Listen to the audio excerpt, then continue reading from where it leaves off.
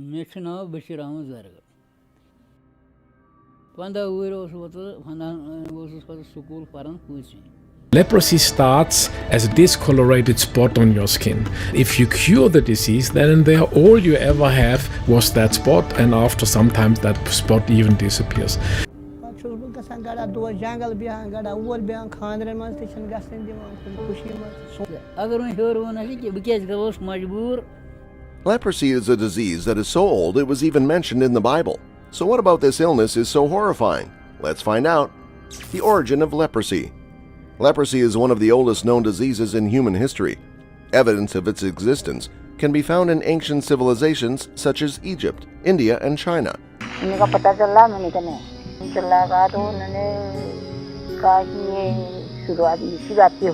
Where it was known by various names and believed to be a punishment from the gods.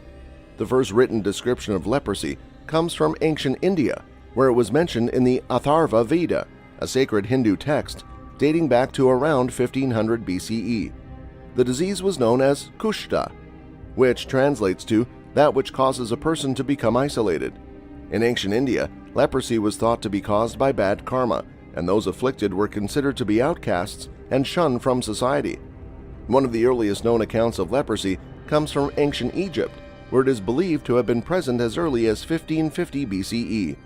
The Edwin Smith Papyrus, an ancient Egyptian medical text dating back to around 1550 BCE, describes a disease that is believed to be leprosy. The text refers to the disease as heket, which translates to plague or pestilence. Leprosy also played a significant role in the Bible, where it was often associated with sin and punishment. In the Old Testament, the story of Miriam, Moses' sister, is often cited as an example of leprosy, and was forced to live outside the camp for 7 days until she was healed. In the Middle Ages, leprosy was a widespread and feared disease in Europe. It was known as the most dreaded of all diseases, and believed to be highly contagious. Leprosy sufferers were forced to wear distinctive clothing and ring bells to warn others of their approach. Mie چھُ ناو بشیٖر احمد زرگر 15 وُہُر اوسُس بہٕ school پران پوٗنٛژمہِ. They were also often isolated in leper colonies, which were sometimes located on remote islands or in caves. In ancient China, leprosy was known as Lu Shu, which translates to rat disease. This name is believed to have originated from the belief that leprosy was spread by rats. In China, leprosy was considered to be a contagious disease, and leprosy sufferers were often ostracized from society. Things began to change when a brilliant physician discovered something that would change the way that the world saw leprosy. Physician Armauer Hansen. Armauer Hansen was a Norwegian physician who made a groundbreaking discovery in the field of leprosy. Hansen was born in 1841 in Bergen, Norway, and studied medicine at the University of Oslo. After graduating, he worked as a district physician in a remote part of Norway, where he first encountered cases of leprosy. At the time, leprosy was a poorly understood disease that was often associated with social stigma and fear. Hansen became interested in leprosy and decided to focus his research on the disease. In 1873, he made a groundbreaking discovery that would change the course of leprosy research forever. Using a microscope, Hansen was able to identify the bacteria that caused leprosy, which he named Mycobacterium leprae. This was the first time that anyone had been able to identify the specific microbe responsible for the disease. Hansen's discovery provided important insight into the nature of leprosy and paved the way for the development of effective treatments.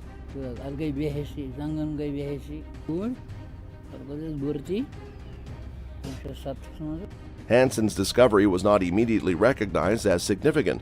In fact, it was largely ignored for many years. At the time, many scientists and medical professionals believed that leprosy was caused by hereditary factor rather than a specific microbe. It was not until the 1940s that antibiotics were developed that could effectively treat leprosy. Despite the initial lack of recognition, Hansen's discovery was groundbreaking and has had a lasting impact on the field of leprosy research. Mycobacterium leprae is still the focus of much research into leprosy, and Hansen's name is synonymous with the disease. In addition to his discovery of Mycobacterium leprae, Hansen made other important contributions to the field of medicine. He was a strong advocate for the use of the microscope in medical diagnosis and research, and he also made important discoveries in the field of tuberculosis. Hansen is still recognized as one of the most important figures in the history of leprosy research. His discovery of Mycobacterium leprae was a major milestone in the understanding and treatment of the disease, and his work paved the way for further research and development.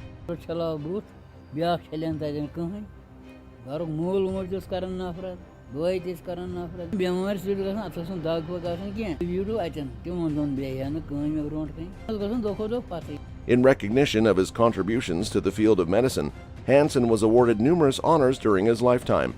He was made a Knight of the Order of St. Olav in 1890, and he also received the Norwegian Medical Association's Gold Medal in 1900. Hansen passed in 1912 at the age of 71, but his legacy continues to live on in the ongoing fight against leprosy. Leper colonies. Leprosy still continued to be shrouded in fear and stigma. People with the disease were often ostracized and treated as outcasts, forced to live in isolated communities known as leper colonies. These colonies were often located in remote areas, far from populated areas, to prevent the spread of the disease. People with leprosy were forcibly removed from their families and communities and sent to live in these colonies, where they were often subjected to terrible living conditions and mistreatment.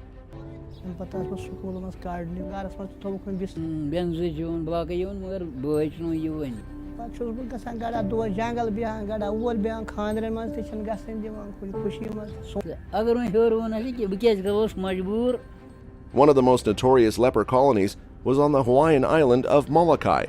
In the late 1800s, the Hawaiian government established a leper colony on the island, forcing people with leprosy to leave their homes and families and live in isolation. At its peak, the colony housed over 1,200 people, many of whom lived in crowded, unsanitary conditions. Conditions in the Molokai colony were brutal. People with leprosy were often neglected and mistreated by the staff, who were poorly trained and ill-equipped to care for their patients. There were reports of physical exploitation, and many people perished from neglect and malnutrition.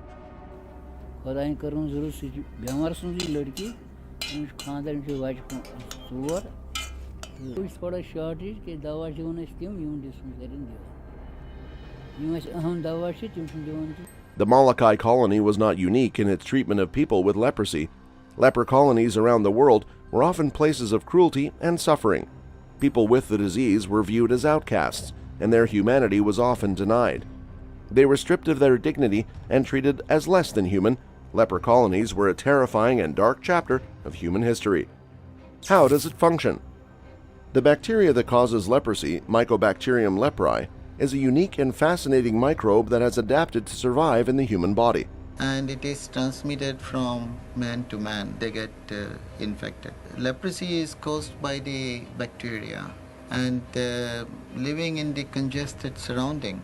It is a slow-growing bacterium that can take up to 20 years to cause symptoms of the disease, making it difficult to diagnose and treat. Mycobacterium leprae is an intracellular bacterium, which means that it can only survive and replicate inside host cells. It specifically targets Schwann cells, which are the cells that form the protective sheath around nerve fibers. By infecting these cells, Mycobacterium leprae can cause nerve damage, which is one of the primary symptoms of leprosy. Leprosy is a bacterial disease. Yes, it is contagious. You come near a person who is secreting bacteria. The bacterium is also able to evade the body's immune system, which is why leprosy is such a difficult disease to treat. It makes itself difficult for immune cells to recognize as foreign, allowing the bacteria to remain hidden in the body for years without being detected. Another fascinating aspect of Mycobacterium leprae is its ability to survive outside the human body. Unlike many bacteria that require a host to survive, Mycobacterium leprae can survive in soil and water for extended periods of time. This means that it can be transmitted from person to person through contact with contaminated objects or soil. Symptoms of leprosy. Leprosy generally affects the nerves, skin, and eyes, but the symptoms of leprosy can vary greatly depending on the severity of the disease, and they can take many years to develop. Leprosy starts as a discolorated spot on your skin. If you cure the disease, then in there all you ever have was that spot, and after sometimes that spot even disappears. One of the earliest symptoms of leprosy is the appearance of patches on the skin. These patches may be discolored, dry, and may lack sensation. Over time, the patches can become larger and more pronounced. As the disease progresses, nodules may form on the skin and ulcers may develop. Nerve damage is a common symptom of leprosy. It can cause a loss of sensation, particularly in the hands and feet.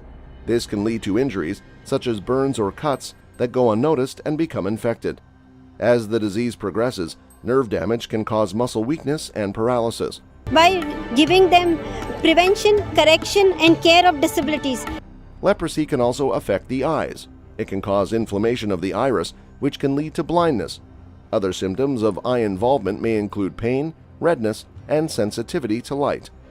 In some cases, leprosy can cause damage to the nose and nasal passages. This can cause the loss of sensation and a runny nose. Over time, the nose may become distorted and collapse, leading to difficulty breathing. One of the most devastating symptoms of leprosy is the social stigma that is associated with the disease. In many cultures, people with leprosy have been shunned and isolated from their communities. This can lead to depression, anxiety, and a sense of hopelessness. Myths about leprosy. Throughout history, leprosy has been surrounded by a number of myths and misconceptions which contribute to its stigma.